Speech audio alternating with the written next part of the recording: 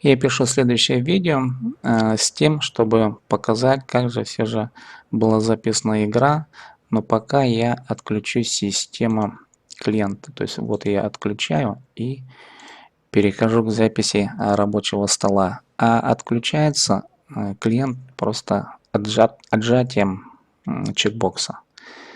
Вот, допустим, если я нажму на вот, у нас запись перейдет к записи клиента. А если я сейчас отожму, то у нас записывается рабочий стол. В общем, давайте посмотрим, как была у нас произведена запись. И теперь мы записываем уже с принципа рабочего стола, как вы теперь видели.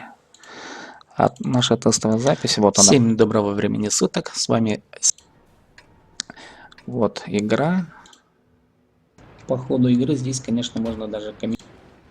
Да, там комментарий чуть был записан чуть подальше. Я сейчас веб-камеру держу прямо у рта, поэтому звук у меня более качественный, чем дальше. Ну, вот таким образом записывается клиент игры.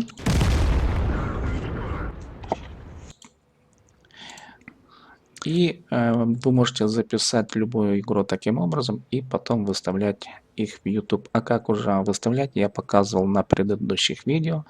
Вы можете вернуться к урокам. Спасибо за внимание.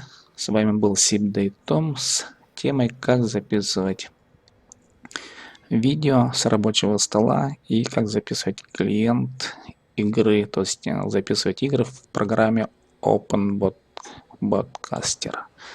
Вот она, эта программка. До следующего видео.